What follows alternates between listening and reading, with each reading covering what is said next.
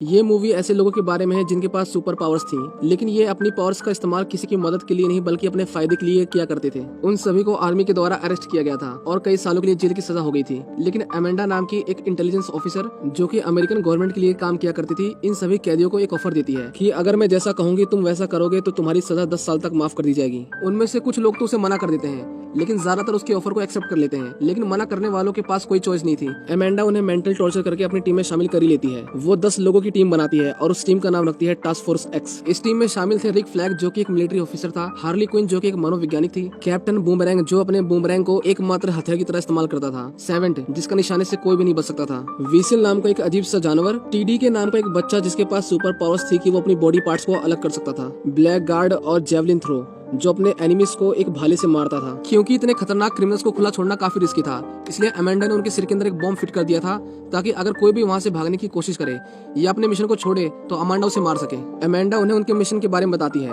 वो उन्हें कहते हैं कि कार्टो मोंटिस नाम के एक आइलैंड पर हरेरा फैमिली पिछले कई 100 साल से राज करती है, लेकिन पिछले हफ्ते ही सिल्विया लूना नाम के एक आदमी ने वहां की मिलिट्री और अपनी चालबाजी से आइलैंड पर कब्जा कर लिया और पूरी हरेरा फैमिली को बीच सड़क पर फांसी लटका दिया। पुराने शासन से हमें कोई प्रॉब्लम नहीं थी, लेकिन सिल्विया लूना अमेरिका से नफरत करता है और वो हमें दबाने के लिए किसी भी हद तक जा सकता है। तुम्हें उस आइलैंड के एक सीक्रेट लैब को डिस्ट्रॉय करना है जहां पर वो लोग एक एलियन पर एक्सपेरिमेंट करके एडवांस वेपन बना रहे हैं। टास्क फोर्स एक्स अपने मिशन के लिए निकल जाते हैं। आइलैंड के पास पहुंचकर वो सभी समुद्र के अंदर छलांग लगा देते हैं, लेकिन किसी को भी नहीं पता था कि व्हीसल तैर नहीं सकता, वो डूबने लगता है। जब उसे सरफेस पे लाया जाता है तो उसकी मिशन से पहले ही मौत हो चुकी थी। वो सभी अपने वेपन्स को लोड करते हैं, पर यहाँ पर हम देखते हैं कि ब्लैक गार्ड दुश्मन का खबरी था। इसका मतलब उसने उन सभी को धोखा दिया है और बहुत सारे सोल्जर्स उनका पहले से ही वहाँ पर इंतजार कर रहे थे। वो उन्हें कहता है कि मैं तुम्हारे साथ हूँ, मैंने ही तुम्हें इस मिशन की डिटेल्स दी थी, लेकिन सोल्जर सबसे पहले उसी को ही मार देते हैं। अमेंडा उन्हें कहते हैं कि हम अपने मिशन को रोक नहीं सकते, तुम्हें आगे बढ़ना होगा। टीडी के अपने पावर्स का इस्तेमाल करता है जो कि उनकी किसी भी काम नहीं आती और एक एक करके सभी मेंबर्स मारे जाते हैं। सेवेंट इस तरह सभी को मरते देख डर जाता है और वहाँ से भागने लगता है। अमेंडा उसे वार्न करती है कि तुम अगर मिशन छोड़ के गए तो मैं तुम्हें मार दूंगी, लेकिन वो इस बात को नहीं सुनता। इसलिए अमेंडा उसके सिर में लगे बॉम्ब को एक्टिवेट कर देती है,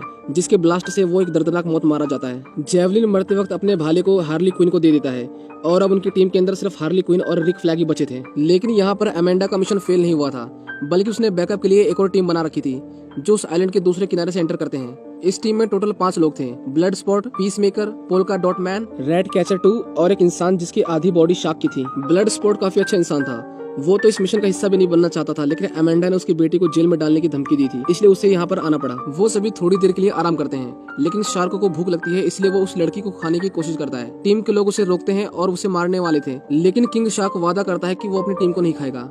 अमेंडा उन्हें बताती है कि रिच फ्लैग को दुश्मन ने पकड़ लिया है, उसका जिंदा रहना मिशन के लिए बहुत जरूरी है, तुम्हें उसे बचाना होगा। वो दुश्मन की कैंप में जाते हैं और शार्क सभी को खाने लगता है। पीस मेकर और ब्लड शॉट तो एक दूसरे से लोगों को मारने का कंपटीशन ही कर रहे थे, लेकिन थोड़ी देर बाद उन्हें पता चलता है कि जिन लोगों की उन्होंने जान ली वो उनके दुश्मन नहीं थे, बल्कि वो तो रिक की मदद कर रहे थे। एक लड़की अपने दोस्तों की मौत से काफी गुस्सा थी, लेकिन रिक उसे शांत करता है। दूसरी तरफ लैब के अंदर थिंकर नाम का एक साइंटिस्ट सिल्विया लूना को स्टारफिश एलियन के बारे में बताता है, जिसके शरीर से निकलने वाले छोटे छोटे स्टारफिश ह्यूमंस के ब्रेन को कंट्रोल कर सकते हैं। हार्ली क्विन को उन लोगों ने बंदी बना लिया था, उसे नए कपड़े दिए जाते हैं और उसे सजाकर सिल्विया लूना के सामने पेश किया जाता है। ऐसा इसलिए किया जा रहा था क्योंकि हार्ली भी अमेरिका से नफरत किया करती थी। सिल्विया हार्ली से कहता है कि वो उससे शादी करना चाहता है और अब जो वेपन्स हमारे पास है उससे हम पूरे अमेरिका पर राज करेंगे। हार्ली को उसकी बातों से कुछ भी फर्क नहीं पड़ रहा था, लेकिन जब वो उसे कहता है कि इस जंग के अंदर औरतें, बच्चे, बूढ़े सभी मारे जाएंगे, तो हार्ली उसे शूट कर देती है क्योंकि वो इनोसेंट लोगों की जान नहीं लेती थी।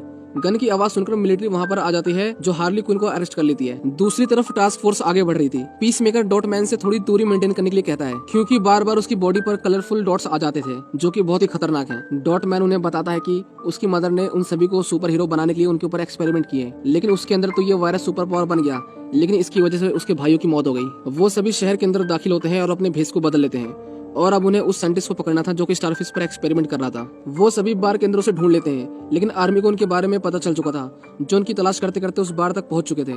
रेड कैचर साइंटिस्ट को पीछे के रास्ते से निकाल लेती है, लेकिन पीस मेकर, रिक और ब्लड स्पॉट पकड़े जाते हैं। उन तीनों को जनरल के पास लेके जाया जा रहा था, जहाँ पर उन्हें पता चलता है कि हार्ली क्विन अभी तक जिंदा है। वो सभी उन्हें मारकर वहाँ से एस्केप कर जाते हैं और अब उनका सबसे पहला मिशन था हार्ली क्विन को बचाना। हम देखते हैं कि प्रेसिडेंट हार्ली को टॉर्चर कर रहा था, लेकिन वो उन्हें कुछ भी नहीं बताती। उनकी टीम हार्ली को बचाने के लिए पैलेस तक पहुंच चुकी थी, लेकिन प्रेसिडेंट के जाने के बाद हार्ली गार्ड को मारकर लॉक को खोल लेती है और सभी को मारते हुए वहां से बाहर निकल आती है।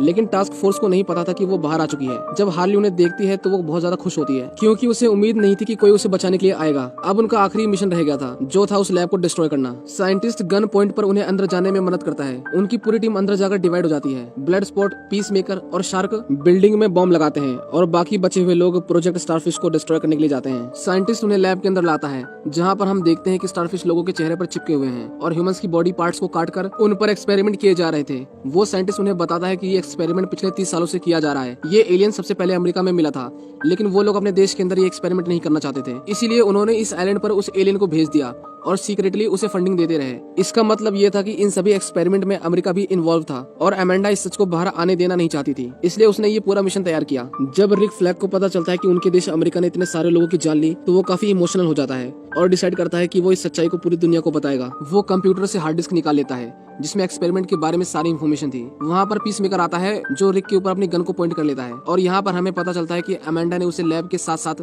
सारे डॉक्यूमेंट्स और सबूतों को डिस्ट्रॉय करने के लिए भेजा था। लेकिन अब क्योंकि रिक फ्लैग और रेड कैचर को सच्चाई का पता है, इसलिए पीस मेकर को उन दोनों को मारना पड़ेगा। दूसरी तरफ हम किंग शार्क को देखते हैं, जो कि एक बड़े से फिश टैंक के अंदर जेलीफिश देखता है। वो जेलीफिश देखने में बहुत ही प्यारी थी, इसलिए वो उनके साथ खेलने लगता है। उन्हें मिलिट्री ने चारों तरफ से घेर लिया था। हार्ली, डॉटमैन और ब्लड स्पॉट लैब के ऑफिस के अंदर छिप जाते हैं, पर सोल्जर उन्हें नोटिस कर लेते हैं और उनकी फायरिंग से पहले ही डॉटमैन उनके ऊपर एक्सप्लोसिव फेंक देता है। लेकिन वो बाय मिस्टेक उनकी बिल्डिंग में लगाए गए बॉम्ब से कोलाइड कर जाता है और एक के बाद एक एक्सप्लोजन स्टार्ट हो जाता है। किंग शार्क जिस फिश टैंक के सामने खड़ा था वो ब्रेक हो जाता है और वो मछलियों के साथ बहता हुआ अपने मेंबर्स के पास आ जाता है। पर हम देखते हैं कि फिशेस काफी खतरनाक थी। वो सभी मिलकर किंग शार्क को काटने लगती हैं और वो इंजर्ड होकर बिल्डिंग से नीचे गिर जाता है। उसकी बॉडी से काफी ब्लड निकल चुका था। ऊपर से सोल्जर्स उसके ऊपर गोलियों की बौछार कर देते हैं, पर उसे गोलियों का कुछ भी असर नहीं होता और वो उन सभी को खाने लगता है। पीस मेकर रिक को शूट करने ही वाला था, लेकिन बिल्डिंग कोलैप्स कर जाती है और वो सभी बुरी तरह से इंजर्ड हो जाते हैं। इतने बड़े ब्लास्ट की वजह से वो स्टारफिश आजाद हो जाती है और उस साइंटिस्ट को मार डालती है। रिक और पीस मेकर की बहुत एपिक फाइट होती है, जिसमें रिक उसे बहुत बुरी तरह से मारता है, लेकिन लास्ट मोमेंट पर पीस मेकर उसके दिल पर एक नुकीले पत्थर से वार कर देता है, जिसकी वजह से उसकी मौत हो जाती है। वो देखता है कि रेड कैचर यानी वो लड़की हार्ड ड्राइव को उठा लेती है और वहाँ से भाग जाती है। बाहर आकर वो देखती है कि पूरी बिल्डिंग कोलैप्स कर रही है और दूसरी तरफ हार्ली, डॉटमैन और ब्लड स्पॉट ऊपर अपनी जान बचाने के लिए पूरी कोशिश कर रहे थे। पीस मेकर उस लड़की को मारने ही वाला था, लेकिन तभी ब्लड स्पॉट ऊपर से नीचे गिरते गिरते उस फ्लोर पर पहुंचता है जहाँ पर पीस मेकर था। वो देखता है कि पीस मेकर रेड कैचर को मारने ही वाला था, इसलिए वो उसके ऊपर फायरिंग करता है। पीस मेकर भी उसके ऊपर फायरिंग करता है, लेकिन ब्लड स्पॉट की बुलेट साइज में छोटी होती है, जो उसके बुलेट से पास होते हुए पीस मेकर के गले में लगती है और वो मारा जाता है। रेड कैचर उसे बताती है कि पीस मेकर ने रिक को मार दिया है और ये एलियन एक्सपेरिमेंट अमेरिका ही करवा रहा है। लेकिन तभी वो एलियन स्टारफिश बिल्डिंग से बाहर निकलती है और हम देखते हैं कि उसका शरीर कितना भारी भरकम और विशालकाय था। उसके सेंटर में एक बड़ी सी आंख भी थी। मिलिट्री उसके ऊपर फायरिंग करती है, लेकिन उनकी बुलेट्स उसका बाल भी बांका नहीं कर पाती। वो अपने शरीर से हजारों की संख्या में छोटी छोटी स्टारफिश निकालती है, जो लोगों के चेहरे पर जाकर चिपक जाती हैं और कुछ ही देर बाद वो लोग दोबारा से उठ खड़े होते हैं और शहर की ओर बढ़ने लगते हैं।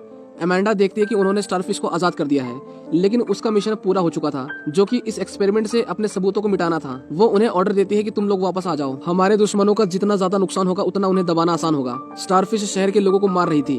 वो इतने मासूम बच्चों और लोगों को मरते देना नहीं चाहता था, इसलिए वो उनके ऑर्डर को फॉलो नहीं करता और वो सभी स्टारफिश को रोकने के लिए चले जाते हैं। अमेंडा उनके ब्रेन में लगे हुए बॉम्ब्स को एक्सप्लोड करने की धमकी देती है, लेकिन कोई भी उसके ऑर्डर को नहीं सुनता।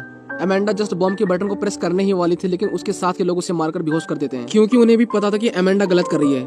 वो सभी उनकी टीम को गाइड करने लगते हैं। ब्लड स्पॉट अपनी गन को अपग्रेड करके उसके ऊपर फायरिंग करता है। किंग शार्क को कुछ भी नहीं सूझता तो वो उसे खाना शुरू कर देता है। डॉटमैन उसके पैरों पर एक्सप्लोजन करता है, जिसकी वजह से उसे काफी नुकसान पहुंचता है, लेकिन स्टारफिश उसे अपने पैरों के नीचे कुचलकर मार डालती है। शहर के लोग ब्लड स्पॉट पर हमला करते हैं, लेकिन उसकी बुलेट्स खत्म होने की वजह से उसे हैंड टू हैंड कॉम्बैट करना पड़ता है। रेड कैचर शहर के सभी रैट्स को बुलाकर स्टारफिश के ऊपर हमला करवा देती है।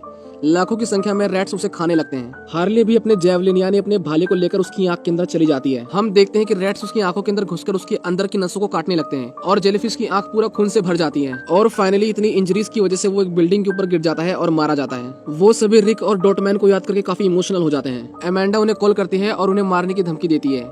ब्लड स्पॉट उसे कहता है कि अगर तुमने ऐसा करने की कोशिश की तो मैं एक्सपेरिमेंट की डिटेल्स पब्लिक कर दूंगा और सभी को अमेरिका का असली चेहरा दिख जाएगा। वो उससे डील करता है कि हम इस बात को सीक्रेट रखेंगे और बदले में तुम किसी को भी नहीं मारोगी। अमेंडा उनकी डील को एक्सेप्ट कर लेती है और उन्हें आजाद कर देती है। इस मूवी के लास्ट में हम देखते हैं कि वीवर, जो स्टार्टिंग में पानी के अंदर डूब के मर गया था, वो अभी तक जिंदा है और पीस मेकर इतनी गहरी इंजरी के बाद भी जिंदा है और फिलहाल अमेंडा की देख रेख में है।